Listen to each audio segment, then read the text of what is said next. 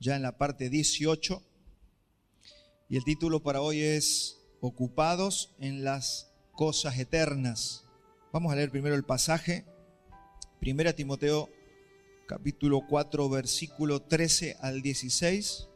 Dice lo siguiente: entre tanto que voy, ocúpate en la lectura, la exhortación y la enseñanza. No descuides el don que hay en ti, que te fue dado mediante profecía con la imposición de las manos del presbiterio. Ocúpate en estas cosas, permanece en ellas, para que tu aprovechamiento sea manifiesto. Ten cuidado de ti mismo y de la doctrina, persiste en ello, pues haciendo esto te salvarás a ti mismo y a los que te oyeren. Estamos repasando cada parte de este versículo 14. Pablo le está diciendo a Timoteo que no descuide el don. Recuerde que los dones son un regalo que el Espíritu Santo le ha dado a cada hijo de Dios. Es un regalo que usted tiene. Todos tenemos un don. A todos se nos ha dado algo de parte del Señor. Usted no va a ver nunca un padre que llega de las compras y le trae un regalo a uno y al otro no le trae, si tiene 2 hijos. Le trae los 2. Entonces imagínense, el Señor que va a repartir dones, que ha repartido dones, no le ha dado a algunos, le ha dado a todos sus hijos los dones. Entonces usted tiene que saber que tiene un don de parte del Señor, y uno de los trabajos o responsabilidades que usted va a tener en esta tierra es tratar de descubrirlo para poder usarlo, como hemos visto, para la edificación del cuerpo de Cristo. A eso usted ha sido llamado. Usted ha sido llamado a edificar el cuerpo de Cristo. Si usted se pregunta, ¿y yo para qué estoy? Para edificar el cuerpo de alguna manera que el Señor le ha revelado o le va a ir revelando en este tiempo. Entonces, los dones son dados soberanamente por el Señor, no los elegimos nosotros, los da el Señor. Así que no podemos quejarnos, no podemos decir, Señor, cámbiamelo, este no me gusta. No, es el don que el Señor le dio. Y eso es obediencia. Ayer mi esposa me decía algo interesante. Ella estaba estudiando la palabra y me compartía algo sobre la obediencia. Hermanos, la obediencia es por amor, y nosotros, en realidad, si empezamos a cuestionar al Señor, es todo un problema de egoísmo nuestro. Y eso me llevaba a mí, cuando ella me compartía eso, las palabras del Señor Jesús: si me amáis, guardad mis mandamientos. Si obedecemos es por amor, no por otra razón. Obedecemos por amor, y eso está bueno porque nos permite ver cómo está el corazón. Hay algunos que obedecen cuando les va bien. Cuando les va mal ya no quieren obedecer. Entonces en realidad estamos mostrando un egoísmo o un yo demasiado enarbolado. Entonces tenemos que amar al Señor obedeciendo. Entonces, si no puedo obedecer, lo que yo me tengo que replantear es si amo al Señor. O tal vez no lo estoy amando al Señor como debiera amarlo, con todo mi corazón, con toda mi fuerza, con todo mi ser. Entonces oremos. Si alguien me dice, a mí me cuesta amar, a todos nos cuesta amar. Todos luchamos con esta carne. Y si a usted le cuesta amar a su esposa, a su esposo, a sus hijos, al Señor, hay que orar.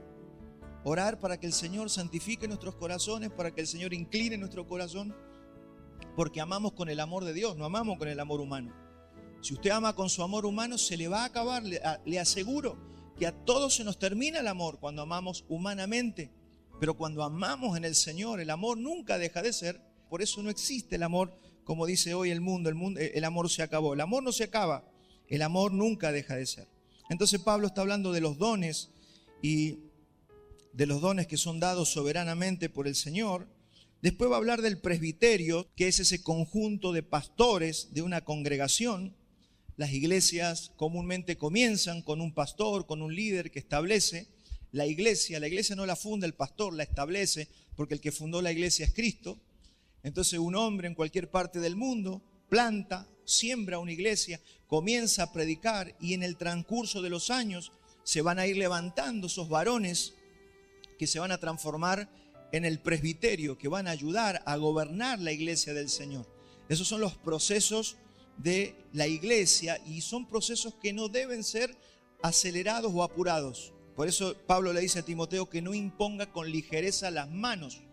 Cuando dice eso Pablo a Timoteo, le dice, no impongas con ligereza las manos, no reconozcas tan rápido a los pastores, porque a veces por la necesidad los pastores hemos cometido el error de rápidamente reconocer personas que después terminan avergonzando el evangelio, porque no permanecieron, porque se fueron al pecado, porque volvieron al mundo. Y ni Pablo se ha salvado de eso porque tenía un pastor, Demas, dice que amando al mundo se fue y lo abandonó. Entonces nos puede pasar, pero si nosotros obedecemos todas las indicaciones de la palabra, vamos a bajar los niveles de error que podemos cometer y las iglesias no van a dejar mal el nombre del Señor. Porque acá el problema, por supuesto que no debemos ni pelearnos ni enojarnos entre nosotros, pero el problema de eso, el mayor problema de eso es que dejamos mal el nombre del Señor. Y Jesús dijo, sean uno, no se peleen para que el mundo crea. Y cuando nos peleamos entre nosotros, ¿qué pasa? El mundo descree. Entonces somos responsables muchas veces de personas que se terminan alejando o deslizando de los caminos del Señor por causa de nuestro testimonio. Y aquí Pablo le va a hablar a Timoteo muchísimo sobre el testimonio. El testimonio no es lo que cuenta la hermana que pasa al frente y cuenta que Dios la sanó. Eso no es el testimonio. El testimonio es cómo nos ve el barrio a nosotros. Que no le ponemos el auto en la puerta al que se enoja y no le ponga el auto ahí. Pongámoslo a 3 cuadras si necesario y caminemos. Pero el testimonio lo es todo. No gritemos, no molestemos. Tenemos que ser de testimonio. Que digan, miren, ahí hay una iglesia, pero se portan bien, son respetuosos. Entonces, eso es testimoniar también.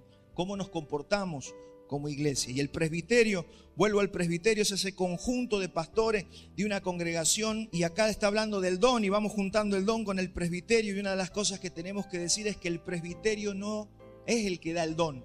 El presbiterio no origina el don. Hay veces que los hermanos se enojan y ¿por qué a mí no me reconocen?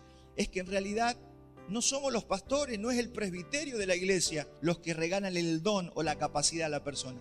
El trabajo del presbiterio es reconocer lo que Dios ya le ha dado a la persona y que la persona ha ido caminando durante años demostrando que ese es el don que tiene. Si usted dice, bueno, yo quiero servir, no hace falta que te reconozcan, usted sirva, lo hayan mencionado o no lo hayan mencionado, le hayan pedido o no le hayan pedido, usted sirva. Así funciona el descubrimiento, por ejemplo, del don de servicio. Siempre que hace falta, el hermano está.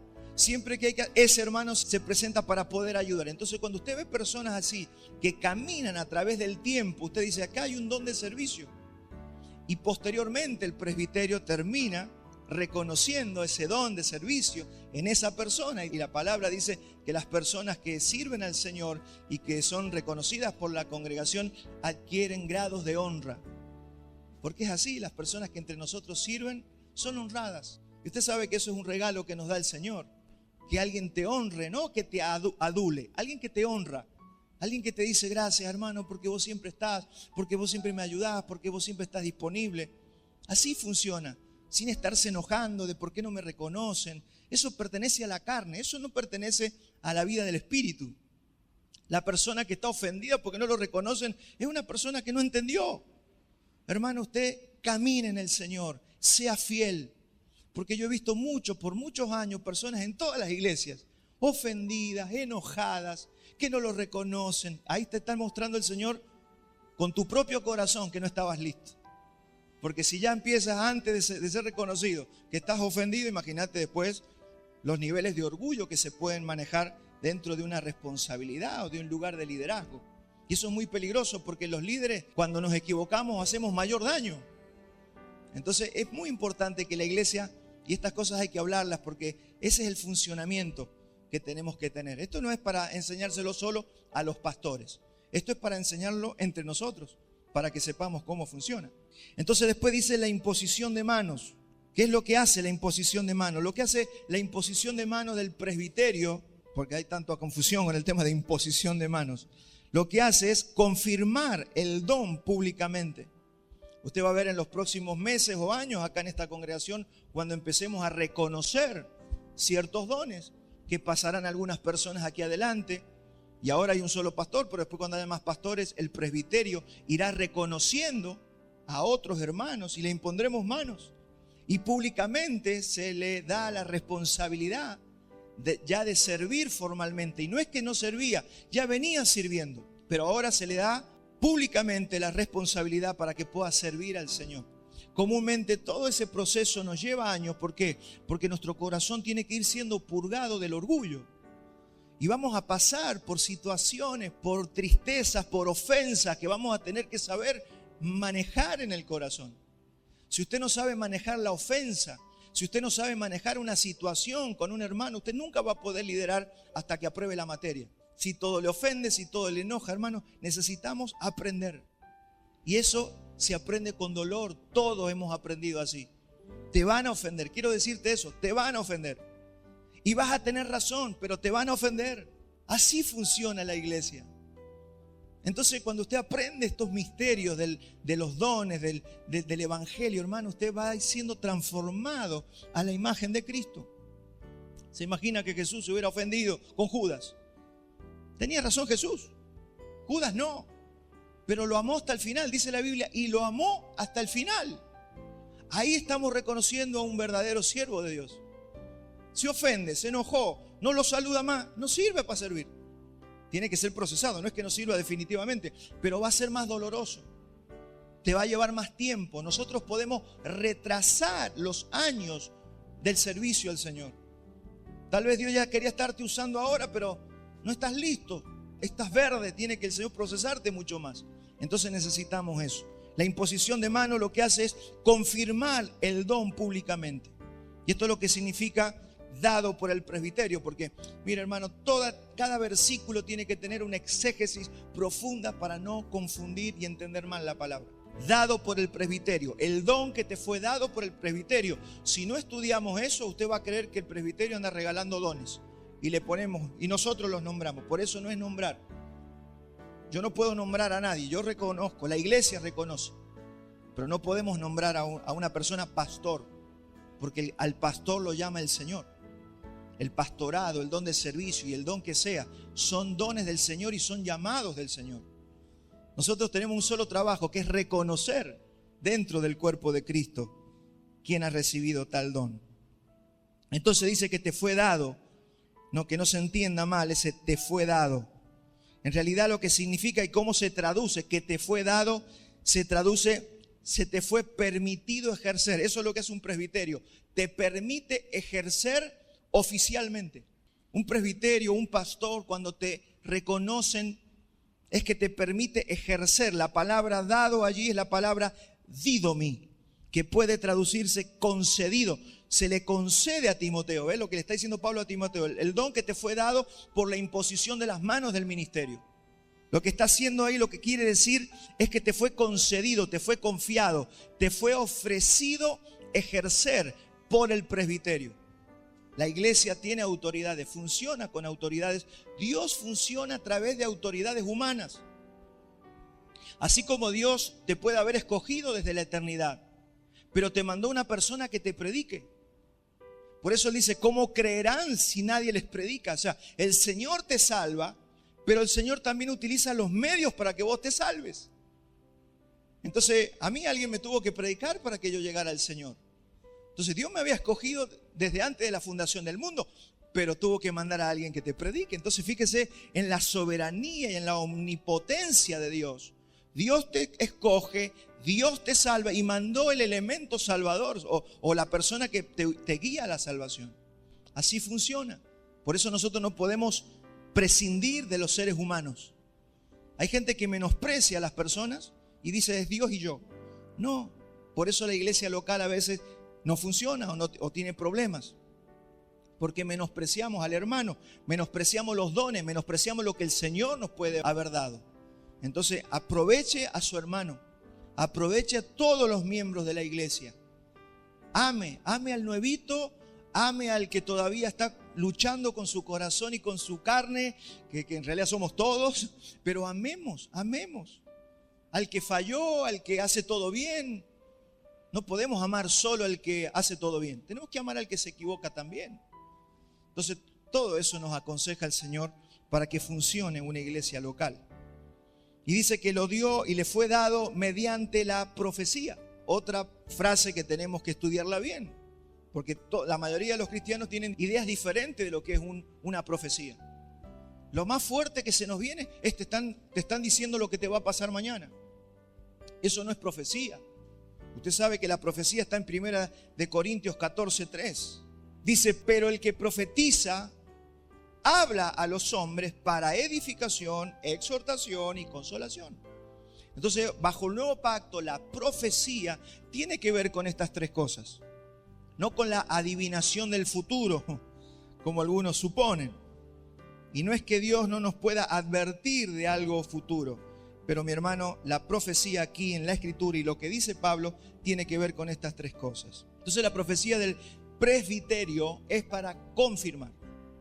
¿Qué hace el presbiterio cuando por profecía impone las manos sobre una persona? Confirma y exhorta al ministro a ejercer el don que le ha sido dado por el Espíritu Santo. Entonces eso se puede hacer y lo vamos a hacer en un futuro con los servidores. Acá hay mucha gente que ya está funcionando, hay gente que está sirviendo, pero vamos a ir esperando los tiempos donde el Señor también nos va haciendo madurar como una iglesia local. Usted sabe que todos vamos madurando, todos vamos creciendo. Ahí usted lo tiene a Timoteo. Timoteo era un pastor joven y tenía que ir aprendiendo y recibía los consejos, en este caso de una carta que Pablo le mandaba. Entonces hoy, gracias a Dios, tenemos la palabra, tenemos las cartas, tenemos todas las indicaciones. Entonces, ¿cuál es nuestro desafío como hermanos? Que esta iglesia local funcione como un motor. Yo como un motor de auto que tiene que estar todo alineado para que funcione. Si algo no funciona, se para todo el motor y se detiene o anda mal. Te va a notar que un motor puede estar roto, pero ir funcionando, pero va a llegar más tarde, se va a tirar humo. Y sí pasa con las iglesias. ¿Cuándo pasa eso? Cuando los miembros no están funcionando bien. Por eso es que todos tenemos que funcionar, todos tenemos que alinearnos. La exhortación aquí es todos, hasta que todos lleguemos a la estatura del varón perfecto. Y yo sé que todos tenemos nuestros errores, nuestros pecados, pero mi hermano, hay cosas, hay roturas del motor que te pueden dejar tirado en la ruta. Y eso es lo que nos tenemos que cuidar. Que no haya una rotura que nos deje como iglesia al costado del camino. Hay iglesias que están detenidas, hay iglesias que están divididas, hay iglesias que se están peleando, hay iglesias que no respetan a los ancianos. Usted ¿dónde tiene ejemplo en eso? En Corintios, peleándose por los dones. Todos querían tener el don, todos querían ser famosos, todos esos problemas dejan a una iglesia al costado del camino. Entonces necesitamos funcionar y esta es tu responsabilidad y la mía. Nosotros como pastores tenemos responsabilidad, pero usted también la tiene. Usted tiene que cuidar su corazón, sobre toda cosa. Cuide su corazón, porque de ahí usted va a ver que fluye la vida del Señor. Entonces, siempre es el presbiterio local el que aparta para el ministerio y reconoce lo que el ministro ya ha recibido. Mire, Hechos 3:2, tenemos un ejemplo acá en el libro de los Hechos. Lucas escribe, ministrando, estaban reunidos todos, y dice, ministrando estos al Señor y ayunando, dijo el Espíritu Santo, apartadme a Bernabé y a Saulo para la obra que los he llamado. Entonces, habiendo ayunado y orado, les impusieron las manos y les despidieron. Así se deben enviar, en este caso, los misioneros que iba a enviar el Espíritu Santo, que en este caso era Bernabé y Saulo. Ayunaron, se pusieron a orar. Fue el Espíritu Santo el que los apartó a estas dos personas para el ministerio. No es por voluntario, no es yo tengo ganas de hacerlo, no. Hay que esperar que el Espíritu Santo también vaya hablando y vaya mostrando. Y eso es algo que no solamente Dios lo va a hacer con el pastor, sino que lo va a hacer con toda la congregación, porque el Espíritu Santo obra en una congregación para que todos podamos reconocer a una persona. Y que cuando pongamos las manos sobre alguien, toda la iglesia se llene de gozo. ¿Por qué? Porque se caía de maduro. Esa persona sirve, esa persona ha sido de ejemplo, ha sido de testimonio. Y no que ande un grupo ahí enojado porque a mí no me llamaron, porque a mí no me... Todas esas cosas pasan cuando no estamos alineados al Espíritu. ¿Cuántos me están entendiendo? Estamos tratando de explicar la iglesia, que es el misterio que está edificando Cristo. Estas son las cosas importantes. Y recuerde esto, que si usted sirve y trabaja en la iglesia, se está haciendo bien usted, porque usted es la iglesia. Yo siempre digo que la iglesia es lo que nos contiene, es nuestra familia, es donde vivimos, es donde estamos. Hay muchas cosas que usted no ha sufrido por causa de que usted pertenece al cuerpo de Cristo. La Biblia dice, el maligno no nos toca. Puede tocar al mundo, pero a usted no lo puede tocar, porque usted es el cuerpo de Cristo. Y nosotros tenemos ese beneficio. Y tenemos que cuidar este fuerte que es la iglesia. Cada iglesia local, usted véalo como un fuerte que suma al reino de Dios. Entonces, esto que estamos explicando nos ayuda a entender también el bautismo. Usted sabe que el bautismo en agua no salva a la persona. Nadie se salva porque lo bautizan. Es una ceremonia que hace público, que confirma lo que ya ha acontecido en el interior de la persona. Una persona que se bautiza en agua es una persona que ha sido ya bautizado en el Espíritu Santo. No es una persona que va a la iglesia, es una persona que ha sido bautizado en el Espíritu Santo. Por eso en el curso, y mientras yo les animo, por eso estamos dando con tiempo la fecha, para que podamos ir trabajando juntos con aquellos que se van a bautizar. ¿Usted cree que ha nacido de nuevo? ¿Usted cree que ha sido bautizado en el Espíritu Santo? Entonces podemos bautizarle en agua, que tiene que ver con hacer público algo que ya pasó internamente. Eso es muy importante.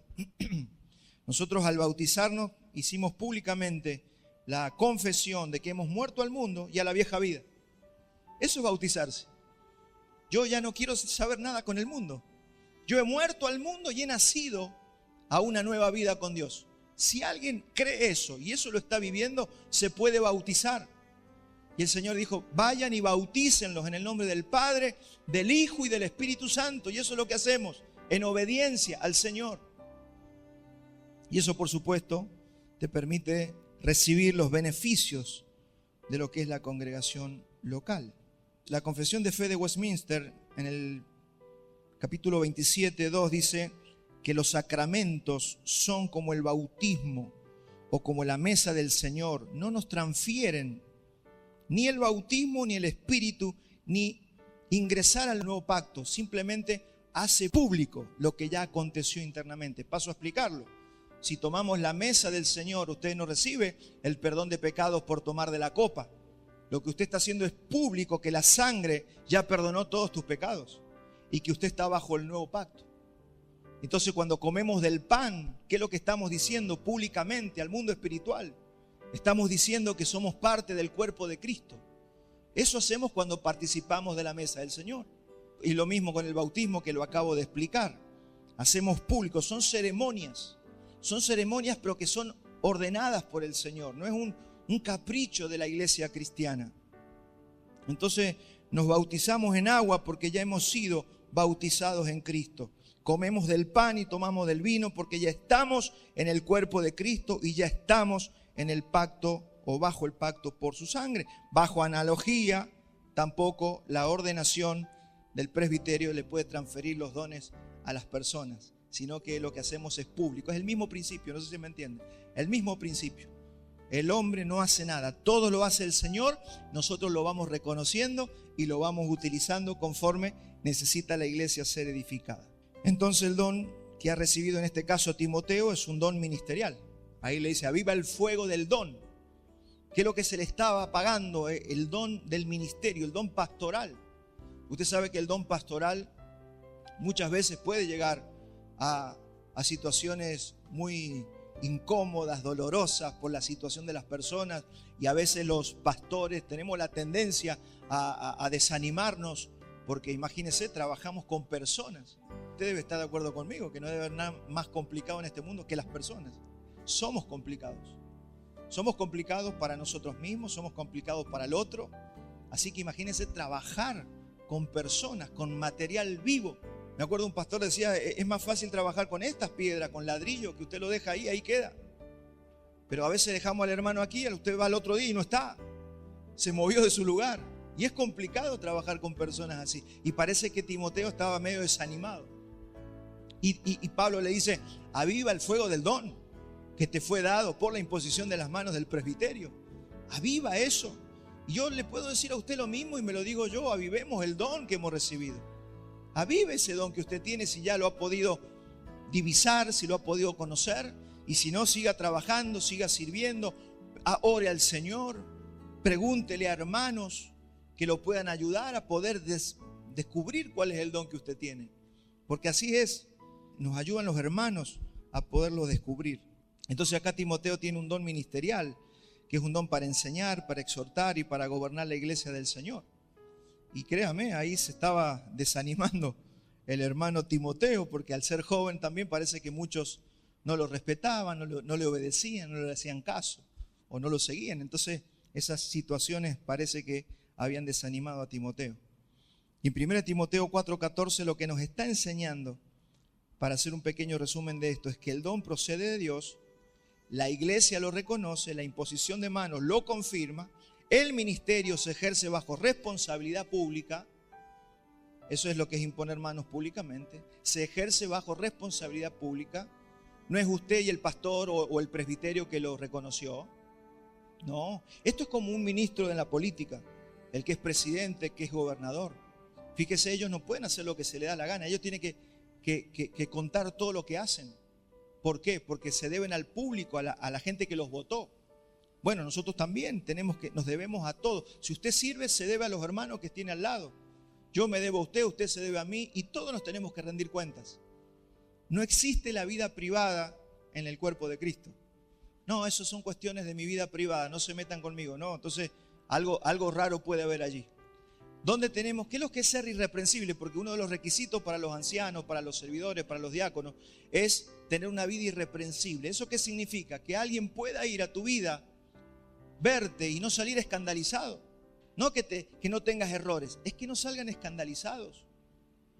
Que no vean un adulterio, que no vean que robás en el trabajo, que no vean que te peleas con todo el mundo en el barrio. Esas son las cosas que tenemos que ver.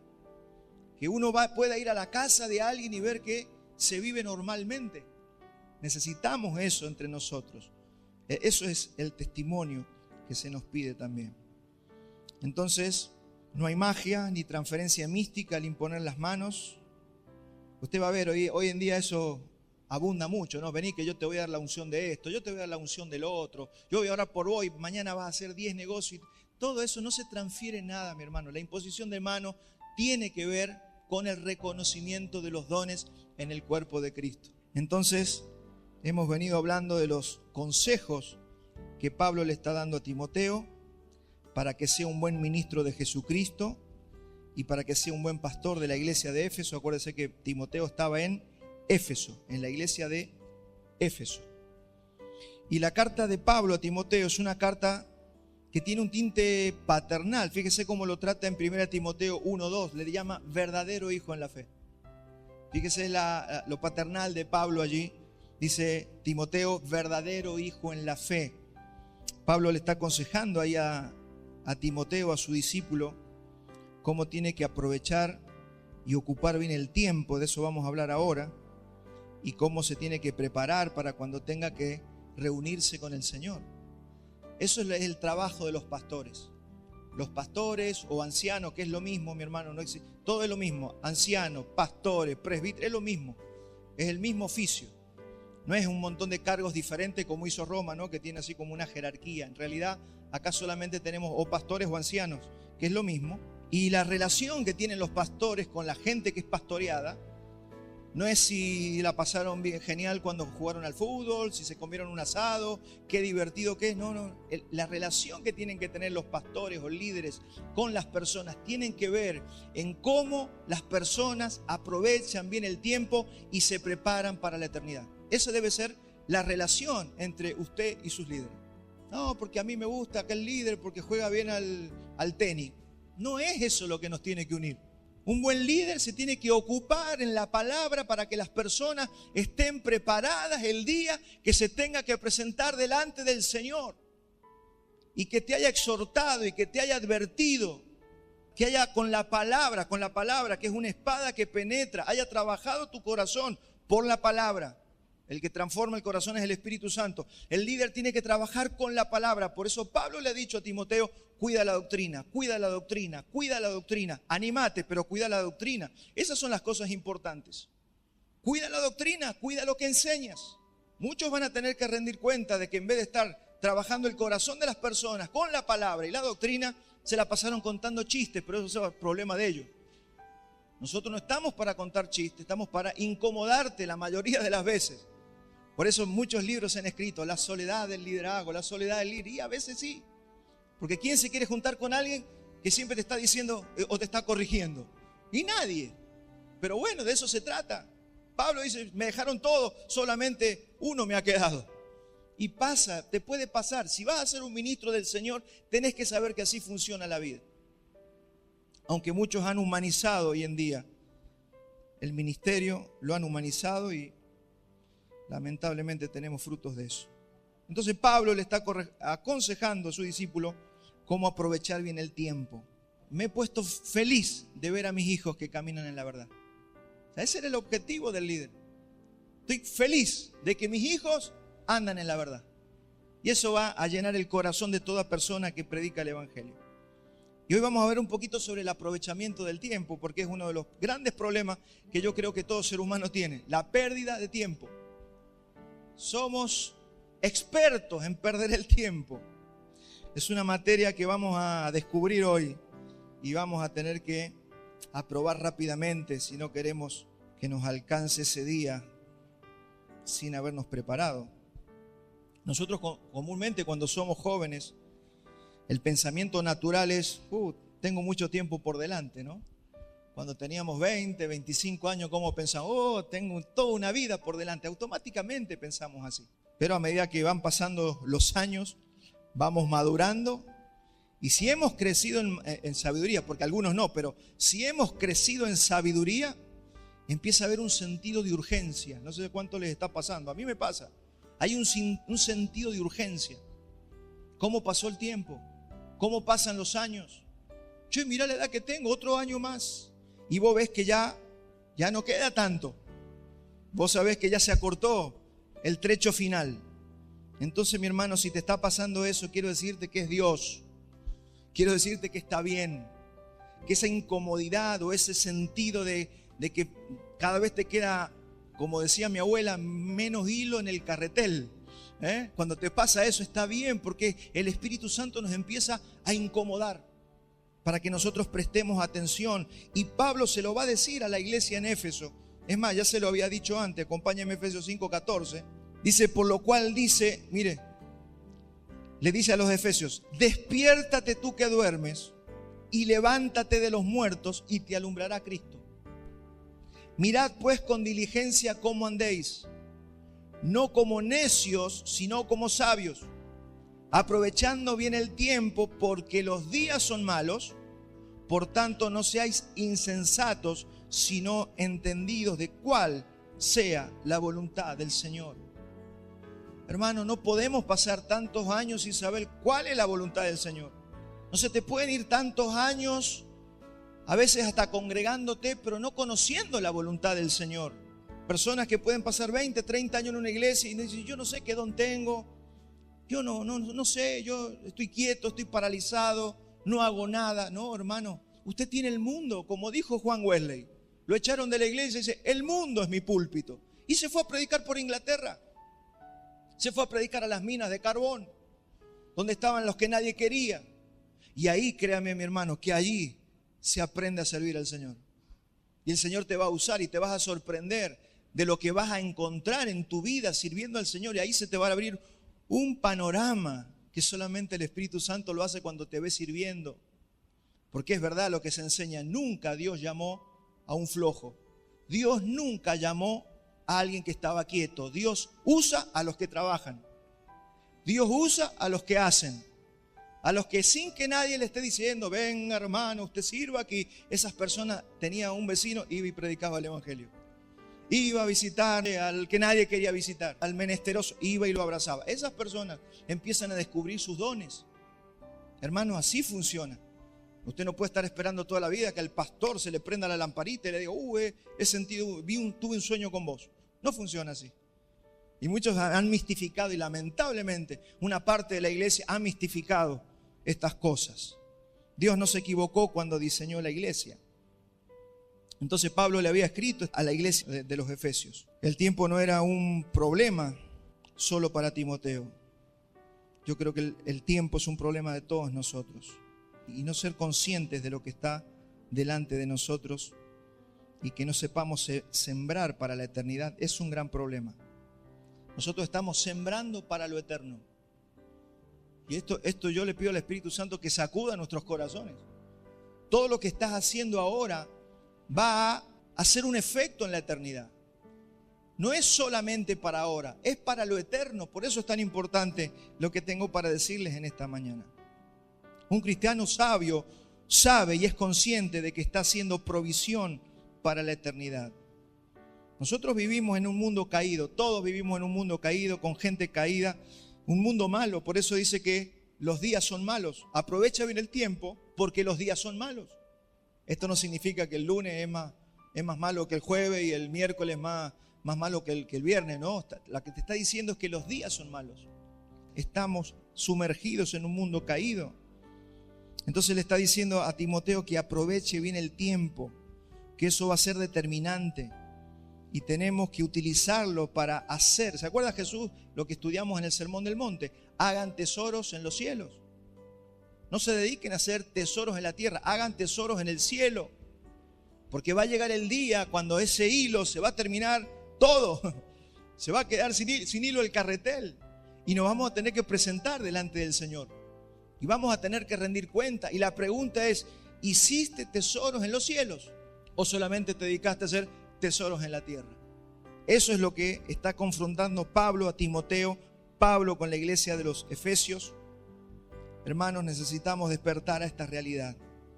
Mateo 6:19, por si alguno no lo leyó: no os hagáis tesoros en la tierra, donde la polilla y el orín corrompen y donde los ladrones minan y hurtan, sino háganse tesoros en el cielo, donde la polilla ni el orín corrompen y donde ladrones no minan ni hurtan. Nadie te puede robar lo que vos generás cuando visitaste a esa persona que nadie quería visitar. Son tesoros eternos y vas a ser recompensado en la eternidad. Esa vez que hablaste, aunque te daba vergüenza hablar, tesoros en los cielos. Esa vez que decidiste no pecar por amor al Señor, tesoros en los cielos. Así se hacen los tesoros en el cielo. Todos los que estamos aquí y todos los seres humanos que han vivido desde Adán y Eva hasta el último que nazca en la tierra, vamos a tener que rendir cuentas. Algunos dicen, no, yo soy cristiano, eso es para el juicio final, para los incrédulos. Nosotros vamos a la recompensa. No es lo que dice la Biblia. La Biblia dice que vamos a recibir recompensa, pero también vamos a rendir cuentas de las cosas que hicimos. Si dijimos palabras ociosas, si tuvimos buenas intenciones o malas intenciones. Hebreos 4:13 dice, y no hay cosa creada que no sea manifiesta en su presencia, antes bien, todas las cosas están desnudas y abiertas a los ojos de aquel a quien tenemos que rendir cuenta. Lo dice la Escritura, no soy yo, es la Escritura la que dice que vamos a rendir cuenta delante del Señor. Y nosotros tenemos un pecado recurrente que es descuidar lo eterno. Perdemos el tiempo, muchas veces perdemos el tiempo. ¿Cómo nosotros descuidamos lo eterno? Descuidando el tiempo y los dones que tengo en la tierra hoy. ¿Cuál es tu don? Por eso le está diciendo, no descuides el don. No descuides el don, está todo relacionado. No pierdas el tiempo y no descuides el don que te ha sido dado. Esas son las cosas eternas. No descuides el don que hay en ti, que te fue dado mediante profecía, con la imposición de las manos del presbiterio. Ocúpate, la segunda palabra, ocúpate. Ocúpate de estas cosas, permanece en ellas para que tu aprovechamiento sea manifiesto a todos. Entonces hay dos órdenes para la iglesia en esta mañana: no descuides y ocúpate. Hermanos, los dones son regalos que se nos han dado para que los administremos y un día se nos va a pedir cuenta de cómo nosotros los administramos. Don es todo lo que hemos recibido por gracia de parte del Señor, ya sean dones espirituales. La salvación que tienes es un don de Dios y el tiempo también es un don de Dios. Hermanos, necesitamos despertar esta realidad. Romanos 11:29. Mire, estas son características de las cosas que el Señor te da. Dice Romanos 11:29, porque irrevocables son los dones y el llamamiento de Dios. Si Dios te llamó, eso no puede ser revocado, por eso su salvación no se pierde. Pero también los dones que el Señor te ha dado no te los va a quitar, te los ha dado, usted los va a administrar y un día va a rendir cuenta de cómo los administró. Cuenta Jesús que algunos escondieron esos talentos, esos dones, y no los usaron. Y el Señor un día les va a decir, ¿qué hiciste con lo que te di? Vamos a rendir cuenta en qué gastas tu tiempo, a qué te dedicas en la vida, qué porcentaje del tiempo es para lo terrenal y qué porcentaje del tiempo es para lo eterno. Son preguntas que nos tenemos que hacer. Si hubo alguien que entendió esto fue Salomón. Salomón sí que perdió el tiempo en muchas cosas. Y cuando llega al final de sus días, mire lo que dice en Eclesiastés 12:12. Ahora, hijo mío, a más de esto, sea amonestado. No hay fin de hacer muchos libros y el mucho estudio es fatiga de la carne. El fin de todo el discurso oído es este: teme a Dios, guarda sus mandamientos, porque esto es el todo del hombre. Porque Dios traerá toda obra a juicio juntamente con toda cosa encubierta, sea buena o sea mala. Hermanos, esto nos va a hacer que nos revisemos cómo están nuestras vidas. Ahora, me gusta algo que leí de Richard Baxter, un puritano de 1615. Siempre recomiendo, lean a los puritanos. Veo que acá últimamente el puritano es como un insulto, ¿no? No te hagas el puritano. Y esto que se hacen los puritanos. Puritanos, ¿sabe por qué se llamaban puritanos? Porque después de que la iglesia romana, que estaba en Inglaterra, el rey rompió con Roma, porque no lo dejaban divorciarse para casarse con otra mujer. Entonces se divorció de Roma, se separó de Roma y seguía siendo la iglesia católica. Pero ¿qué pasó con mucha gente? Luego que viene la reforma en 1517, mucha gente no quería saber nada con Roma y estaba dentro de la iglesia anglicana y empiezan a salir, pedían ser puros. Por eso se les llamaba puritanos, querían purificarse. ¿Qué hizo Inglaterra? Muchas cosas de las prácticas de Roma las dejó, pero conservaba la forma de vestimenta, la forma de la misa, y ellos se les llamaba puritanos porque ellos no querían tener ni un punto de contacto con Roma. No querían nada. Queremos ser puros. Y eso, créame, que los escritos de esta gente son los más confiables de los que nosotros podemos leer en nuestros días. Gente que quería pureza doctrinal, pureza eclesiástica, nada con todo lo que era idolatría. Y Richard Baxter es uno de estos hombres, y yo tomé una porción cuando él habla de la pereza o del ocio. Realmente necesitamos ver este tema de la pereza o del ocio en nuestras vidas. Primero, saber que nuestra naturaleza es ociosa, la naturaleza carnal es ociosa. Nos gusta el ocio, la pereza. No nos gusta pensar en lo eterno. Séame sincero, no estamos todo el día pensando en lo eterno. A veces nos olvidamos y empezamos a pensar en los disfrutes de acá de la tierra. Y a veces que pensamos más en las cosas de la tierra que en las cosas eternas. Y hoy fíjese que tenemos las redes sociales, todo tipo de entretenimiento. Tenemos tantas cosas para olvidarnos de lo eterno. Todo es como que todo te tira a olvidarte de la eternidad. A que pensemos en las cosas del momento. Eso realmente, mi hermano, es perverso en nuestros días. ¿Por qué es incómodo pensar en lo eterno? ¿Se ha puesto a pensar usted? ¿Se ha puesto a pensar por qué es incómodo pensar en lo eterno? Eso nos incomoda. ¿Por qué? Porque nos modifica el presente que queremos disfrutar. ¿Vio el dicho moderno ese que la vida está hecha de momentos?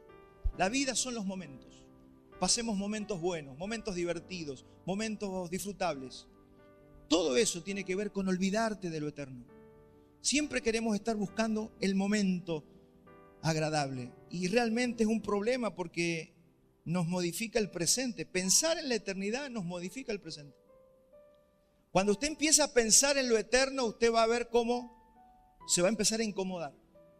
Y después de que se siente incómodo, eso, si usted es obediente, le va a modificar todas las cosas que le gusta hacer en el presente.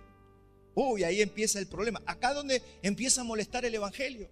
Porque mire, yo sé que hay gente, estamos en la reunión y estamos pensando qué vamos a comer, qué vamos a comprar y qué vamos a almorzar. Y después qué vamos a hacer, y nos vamos a la pileta o nos vamos a la tía tal o nos vamos a juntar con algunas personas. Hay gente que está en el culto y está pensando eso. Porque está pensando en los momentos que va a vivir esta tarde. Entonces no pensamos en lo eterno, no pensamos en estas cosas. Y así se nos va la vida. Y dice la Escritura que si pensamos así somos faltos de sabiduría. Entonces, yo estoy acá para molestarlo a usted. Y el ocio es el peor enemigo de lo eterno que podemos tener. Si usted quiere tener un enemigo de lo eterno, va a ser el ocio, el estar pensando en los buenos momentos. Y es tan fuerte que incluso estamos dispuestos a no obedecer cosas terrenales con tal de disfrutar el orgullo del presente, del ya, del hoy, del momento. Fíjese que hay gente que hasta no hace nada por las cosas terrenales. Y acá yo encontraba la situación. ¿Por qué hay gente que sabe que si hace algo le va a mejorar la vida acá en la tierra, que es temporal, y ni siquiera eso hace? Porque el problema es el orgullo de nuestra carne de querer ir en contra de las verdades eternas. Vamos en contra de lo que Dios dice. Porque no se explica. Hay gente que dice, bueno, piensa en lo terrenal, le tendría que ir bárbaro acá en la tierra. Ni siquiera eso. Hay gente que no quiere ni trabajar porque en realidad lo que quiere es desobedecer a Dios. Quiere desobedecer a Dios. Ese es el problema. Y cuando empezamos a sumergirnos en estas verdades, nos vamos a encontrar con lo más perverso del corazón humano, caído y no regenerado. Entonces esto va más allá de los placeres. El objetivo de la carne es hacer su propia voluntad. Usted tiene que entender esto. Mi carne no es ni siquiera que quiere pasar la bomba. Mi carne quiere hacer su propia voluntad. No importa si le va mal a mi carne, pero quiere hacer su propia voluntad. Usted se va a encontrar, mire, cuando hablamos de encontrarnos con el mismo diablo, busque su carne. Busque su carne. Si usted quiere encontrarse con su peor enemigo, es su propia carne. Proverbios 13:4 dice, el alma del perezoso desea y nada alcanza, mas el alma de los diligentes será prosperada. Fíjese que acá el problema del perezoso es que ni siquiera alcanza las cosas para esta tierra. Proverbios 21:25 dice, el deseo del perezoso le mata, porque sus manos no quieren trabajar. Esto es tremendo. ¿De dónde proviene la pereza que vemos en nuestras vidas? Todos hemos luchado o estamos luchando con la pereza. Luchamos con la holgazanería, luchamos con lo no tengo ganas, lo dejo para mañana. Después, por eso hablábamos de que tengo muchos años por delante. Tenemos el problema cuando van pasando los años y te empieza ese sentido de urgencia. Entonces un misterio que tenemos que resolver. La pereza, como le dije, proviene del pecado y es pecado. Bueno, soy perezoso. Es pecado. Porque hasta que no le pones el nombre de pecado, no te das cuenta de lo que es. La pereza es pecado y tiene la capacidad de poner las excusas más rebuscadas para convencerse y convencer a otros. Eso dice Proverbios, que busca y fabrica las mejores excusas. Proverbio 24, mire, el perezoso no hará a causa del invierno, pedirá pues en la siega y no hallará. ¿Cuál es la excusa acá? El invierno. Hace frío. No, hace mucho calor y siempre estamos así. No, ahora porque es verano, después porque es invierno. ¿Y cuándo? Mañana es el cumpleaños de mi mamá. El jueves se cortó la luz. El domingo es el día de descanso. Pero siempre tenemos la excusa para no hacer lo que tenemos que hacer. Siempre vamos a encontrar la excusa. Es impresionante cómo es la carne. Qué fácil que nos salen las excusas de adentro. Somos maestros de la excusa. Proverbio 22:13. Dice el perezoso, el león está afuera. Este ponía otra excusa. Está el león afuera. Por eso no voy a salir. Seré muerto en la calle. Son excusas. Proverbio, hay que leer Proverbio porque nos muestra cómo somos nosotros y nos enseña sabiduría. Entonces el problema de la pereza es que corrompe nuestros razonamientos y nos terminamos engañando nosotros mismos. ¿Se ha dado cuenta? Que el que es perezoso se autoengaña. No lo hice por esto. Y nosotros nos ponemos las peores excusas. Las peores excusas me las pongo yo. ¿Para qué? Para calmar mi conciencia. Porque si no me sentiría fatal. Entonces me tengo que armar unas buenas excusas, cosa que yo me tranquilice. Ni siquiera es tanto para los demás. Bueno, el que llegó tarde al trabajo y tuvo que ponerle excusa, alguna vez le pasó, ¿no? El patrón te dice, ¿por qué llegaste tarde? Y ahí nomás te sale, pero es como que ni la habías pensado y sacaste la mejor excusa. Hermano, eso es la carne, es contra eso que peleamos. Entonces, anote esta máxima, la excusa es el lenguaje del corazón que no quiere obedecer. ¿Qué hay atrás de una excusa? Es que no quiero obedecer. No quiero obedecer a Dios. Proverbio 26:16 dice, en su propia opinión el perezoso es más sabio que 7 que sepan aconsejar. Te pueden agarrar 7 pastores y a reprenderte y a decirte y a aconsejarte, pero usted va a tener todas las excusas de que usted tiene la razón. Usted se va a encontrar con su corazón lleno de orgullo y más vale que usted sepa qué hacer con un corazón lleno de orgullo. Porque yo le aseguro que usted le va a ganar a 7 pastores con sus excusas. Vio que dice el dicho que nadie puede ayudar a alguien si esa persona no se deja ayudar. Siempre van a tener las excusas. Ahora, ¿qué es lo que es un hijo de Dios verdadero? Aquel que dice, tengo que reconocer que soy un orgulloso, tengo que reconocer que soy flojo, tengo que escuchar alguna vez cuando alguien me reprenda. Porque si no le estamos dando rienda suelta a nuestra carne. Y yo lo dije la semana pasada, pero hay veces que vos vas a tener la razón. Pero agacha la cabeza. Te está dando una oportunidad el Señor para morir a la carne. Esas son las situaciones de la vida que tenemos que aprovechar. Hermanos, ¿por qué tenemos que hablar de estas cosas? Primero, porque corremos hacia una carrera, hacia una corona de inmortalidad. Acompáñenme 1 Corintios 9:25. Todo aquel que lucha, de todo se abstiene. Él estaba citando las carreras de las maratones y las olimpiadas. Ellos, a la verdad, para recibir una corona corruptible. ¿Te vio lo que le daban a los que corrían las maratones? Una corona de laureles. Por eso se le llama hoy que la gente busca los laureles. No había una copa de oro, le daban una corona de laureles y se mataban en el gimnasio torneando sus cuerpos para poder recibir una corona de laureles. Y Pablo le dice, mira cómo estos se esfuerzan para una corona de laureles, pero nosotros estamos buscando una corona incorruptible que no se seca. Usted puede colgar la corona de laureles, la pone ahí en la pared y a la semana ya no sirve. Bueno, sí, después la usa para la olla, pero no sirve más, se secó. Así que de manera corro, este correr tiene que ver con la vida cristiana que dice Pablo. Así que yo de esta manera corro, no como a la aventura, no así porque sí, de esta manera peleo, no como quien golpea el aire, sino que golpeo mi cuerpo. ¿Qué golpeaba él? Su cuerpo, porque él sabía que su cuerpo era perezoso, como el tuyo y como el mío. Queremos los buenos momentos, queremos hacer la vida de buenos momentos. Y él sabía esto, por eso nos está diciendo, golpeo mi cuerpo, lo pongo por servidumbre. No sea que habiendo sido heraldo para otro, el heraldo era el que dictaba las leyes. Se tocaba la trompeta, bajaba el pergamino uno y leía las leyes de la carrera. Ese era el heraldo. Siendo heraldo, dice Pablo, no voy a hacer cosas que yo sea descalificado. Entonces Pablo le dice a Timoteo antes de morir, mire cómo muere Pablo y así tenemos que morir nosotros. 2 Timoteo 4:7. He peleado la buena batalla. Así tenemos que morir. Yo oro para que muramos así. He peleado la buena batalla. He acabado la carrera. He guardado la fe.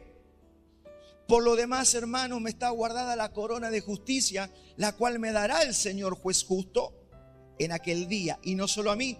Preste atención que acá entra usted. Sino también a todos los que aman su venida. ¿Cuántos de acá amamos la venida y esperamos la venida del Señor? Bueno, usted tiene que meterse dentro de este grupo que va a recibir la corona de justicia. Por eso nos tenemos que preparar, por eso hay que pelear contra la carne, por eso hay que azotar el cuerpo en el sentido no de lacerarse, sino de someterlo. Aborrezcamos la pereza, mi hermano, tenemos que aborrecer la pereza mental y física. Veo que hoy día dicen que cada vez se lee menos, cada vez estudian menos, hay que aborrecer la pereza. Fíjese cómo el mundo se está armando para que ya no pensemos. Hoy ya los pastores están armando sus mensajes solo con inteligencia artificial. Usted pone así, quiero un sermón, y la inteligencia artificial le da el sermón listo. Y no leyó la palabra, y no oró, y no se preparó. ¿Usted se piensa que eso va a dar fruto? Eso no va a dar ningún fruto. Ahora, yo no estoy en contra de la inteligencia artificial. Hay que saberla usar, y eso el Señor le dé sabiduría. Consulte, pero usted no puede delegar su responsabilidad a que una máquina lo haga. Por favor, se lo pido. No caigamos en el engaño de este mundo. Eso es pereza mental. Leamos. No pierda, mire, yo sé que eso lo hacemos poco. Dicen los que saben que hay que escribir, porque todos escribimos por computadora. Hay que tratar de escribir en un papel, porque vamos perdiendo algunas cuestiones acá en el cerebro. Bueno, hermanos, leamos. Yo sé que cuesta hoy en día porque tenemos todo servidito. Usted dice, quiero escuchar Isaías entero y ya internet te lee Isaías. Pero hermano, vamos a leer, por favor, leamos. Hay que leer. El mundo está siendo azotado por esta realidad. Y seamos conscientes de que la pereza o la flojera es pecado y nos va a traer dolor no solamente momentáneo, sino un dolor eterno. De Efesios 5:14, por lo cual dice, despiértate tú que duermes. Mire qué fuerte y qué lindo también a la vez. Despiértate tú que duermes y levántate de los muertos y te alumbrará Cristo. No está hablando de inconversos, está hablando de cristianos. Los efesios aquí no eran inconversos, era la iglesia. Despiértate tú que duermes y levántate de los muertos y te alumbrará Cristo. Miren pues con diligencia cómo se mueven, cómo andan. No como necios, sino como sabios, aprovechando bien el tiempo. Yo no estoy diciendo que nos encerremos en un monasterio. Yo no estoy diciendo eso, hermano, pero disfrute la vida. Pero hay momentos para disfrutar y hay momentos para todo lo demás que tenemos que hacer, que son nuestras responsabilidades. Por lo tanto, no seáis insensatos, sino entendidos en cuál sea la voluntad del Señor, aprovechando bien el tiempo. Bueno, vamos a la solución. Haga un ejercicio. Pregúntese esto: ¿cuánto de lo que hago va a tener recompensa eterna? ¿Y cuánto de lo que hago es solamente algo terrenal? Hágase esa pequeña pregunta muy sencilla que nos va a ayudar, porque a veces decimos amén al mensaje, pero ¿cómo hacemos?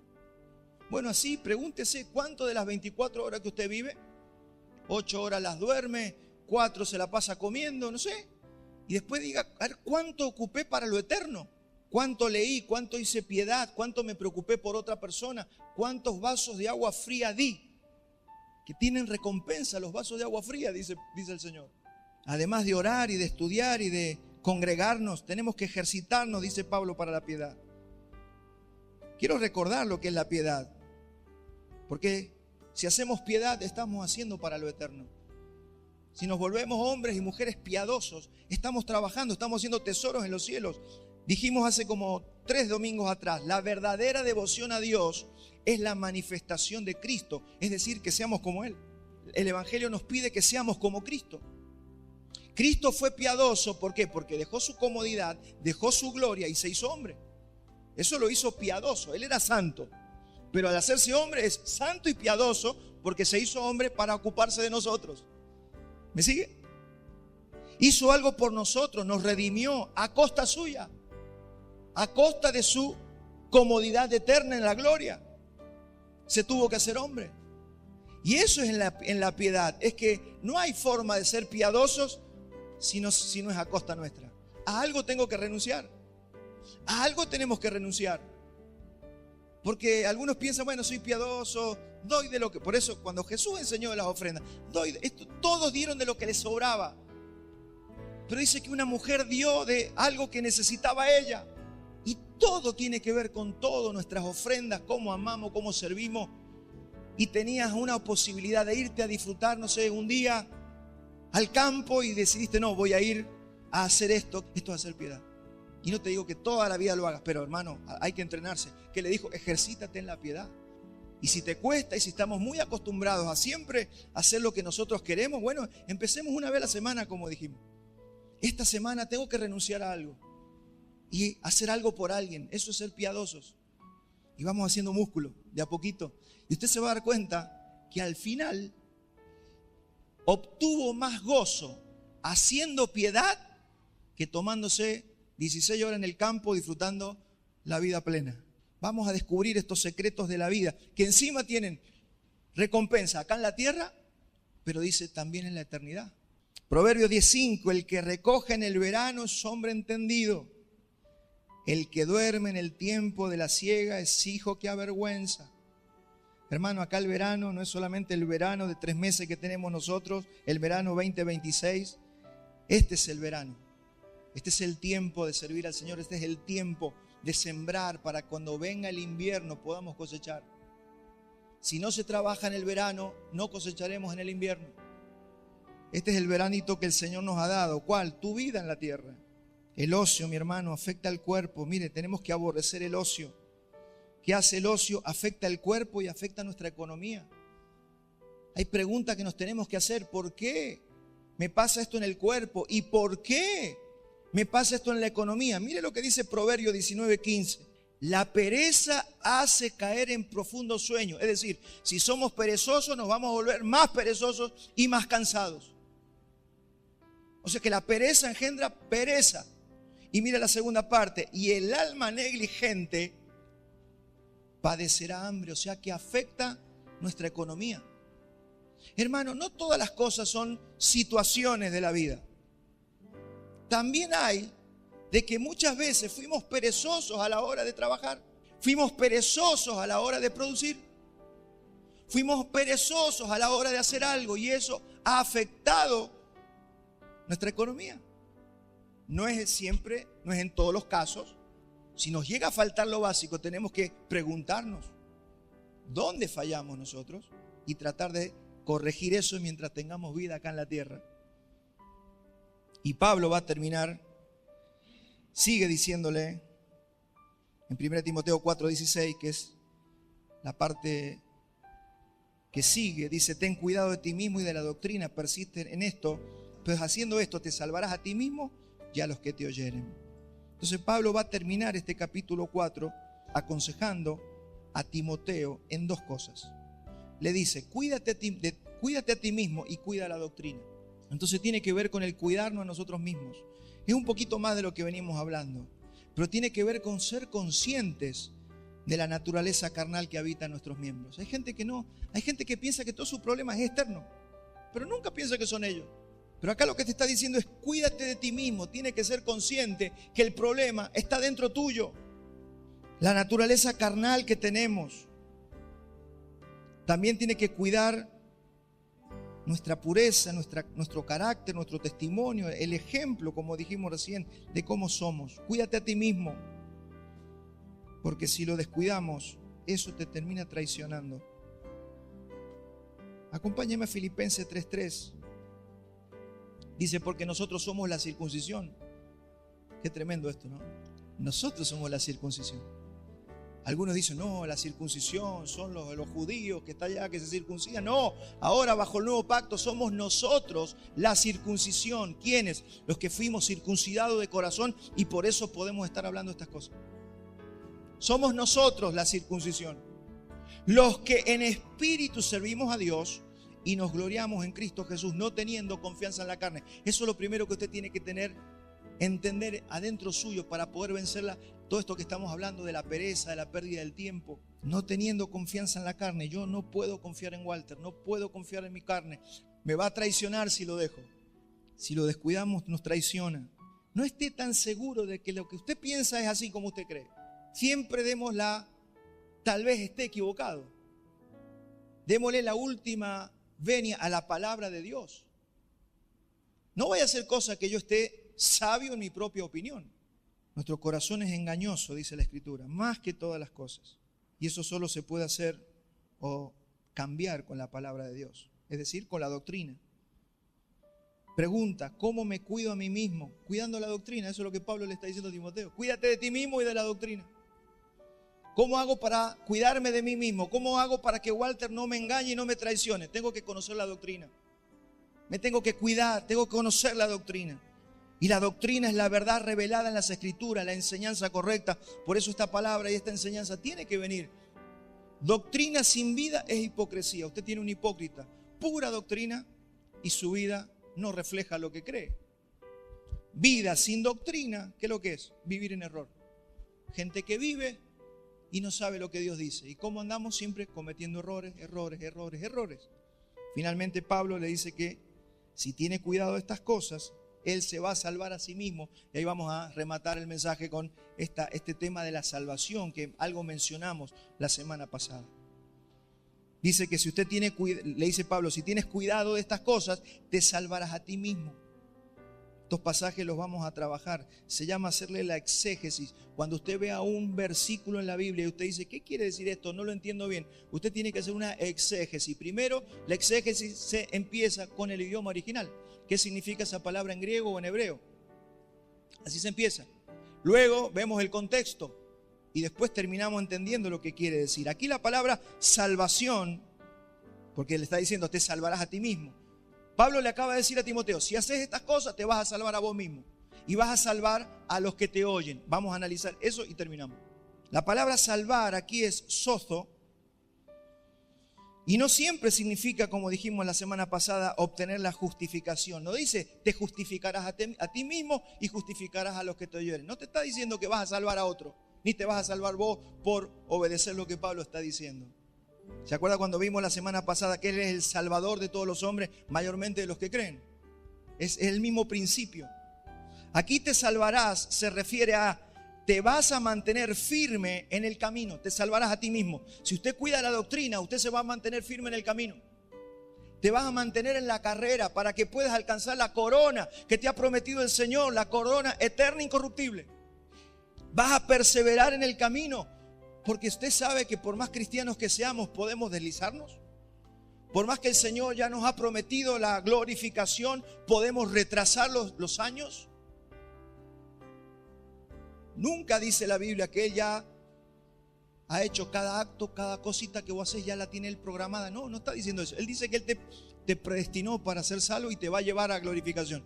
El tema es cómo yo camino esta carrera, cómo la corro. Por eso Pablo dice, ¿cómo corro la carrera? Azotando mi cuerpo, poniéndolo por servidumbre. No vaya a ser cosa que sea descalificado. ¿Usted sabe que usted puede ser descalificado del ministerio? ¿Sabía eso? Usted no puede ser descalificado de la salvación. Usted puede ser descalificado de los dones, del servicio que el Señor le ha encomendado en sus manos. Te va a preservar en el camino. Confirmación del camino de la fe, eso es. Es decir, y vas a poder evidenciar que eres salvo porque no te desvías. Es lo mismo que el pasaje que dice en Mateo 24:11. Muchos falsos profetas se levantarán y engañarán a muchos. Y por haberse multiplicado la maldad, el amor de muchos se enfriará, mas el que persevere hasta el fin, este será salvo. ¿Ves? Que son versículos difíciles de entender, porque te dan como a entender que si no perseveras, entonces no sos salvo. Entonces, estamos estudiando todos esos versículos difíciles para explicarlos en su contexto. Lo que está diciendo aquí es que si perseveras, si cuidas la doctrina, si cuidas de ti mismo, lo que estás evidenciando es que eres una persona salva y vas a poder correr la carrera sin abandonar y sin apagar el espíritu. ¿Qué dijo Pablo? No apaguen el espíritu. Comenzamos a apagar el espíritu y después en la vida cristiana sobrevivimos en pereza, no servimos al Señor, no, estamos apáticos. Perdimos el fervor, como dice, oren fervientemente. Ya no podemos orar fervientemente. Si alguno es ferviente, este es un religioso, este es un fanático. Y nos vamos apagando, nos vamos apagando. Se duermen en sus laureles y empiezan a apagar el espíritu. Por eso tuvo que el Señor enviar nuevos despertares. La Biblia dice que la salvación es un proceso. Paso a explicar. Tenemos un próximo gráfico, justificación. El proceso de la salvación es justificación, es un acto pasado. Dios ya te constituyó justo. Segundo, el proceso presente es que Dios nos va santificando. Nosotros estamos corriendo una carrera en un proceso de santificación, de limpieza, de madurez, de crecimiento, de alcanzar una estatura. Y termina la salvación en el punto número 3, donde dice la glorificación, que es la consumación futura cuando resucitemos de los muertos. Entonces, todos estos pasajes que hemos visto, que son pasajes difíciles de entender y que han agarrado algunas líneas para empezar a decir que tú pierdes la salvación. Por ejemplo, te salvarás a ti mismo, persevera y serás salvo, salvarás a los que te oyeren. Mire claro, si no los estudiamos, estos pasajes confunden. El Salvador de todos los hombres, mayormente de los que creen, pertenecen y se ubican en el segundo punto. O sea, ¿cómo yo arreglo todo este problema teológico? Todos estos versículos está hablando de santificación, no está hablando de justificación. Y te salvarás a ti mismo, ¿en qué? Te santificarás a ti mismo. Salvarás tu ministerio, no te vas a descarriar, vas a llegar hasta el final, vas a recibir la corona incorruptible. Todas esas son las promesas de lo que estamos hablando en santificación. Por eso, ¿para qué estamos hablando en esta mañana? Para santificarnos. Pelea la buena batalla, santifícate. Persevera hasta el fin. Mantente firme, santificándote. Consejo, cuando la Biblia hable de salvación, debemos preguntarnos por el contexto, dónde se ubica, y después decir, mira, esta palabra cuando habla de salvación, o la pongo acá, o la pongo acá, porque dice que estamos corriendo una carrera, dice, aquellos que han de heredar la salvación. ¿Cómo? Si ya fui justificado.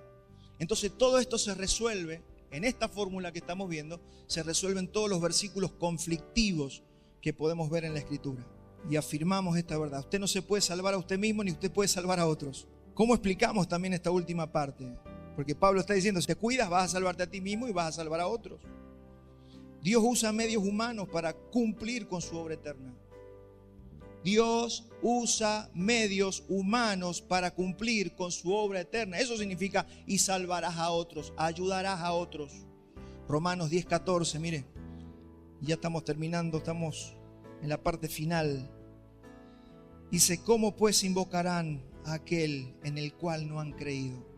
¿Y cómo creerán en aquel del quien no han oído? ¿Y cómo oirán sin haber quien les predique? ¿Y cómo predicarán si no fueren enviados? Si no les ponemos las manos, ¿cómo irán? ¿Cómo enviaremos, por ejemplo, misioneros a otros países? Como está escrito, cuán hermosos son los pies de los que anuncian la paz, de los que anuncian las buenas nuevas. Mas no todos obedecieron al evangelio, pues Isaías dice, Señor, ¿quién ha creído nuestro anuncio?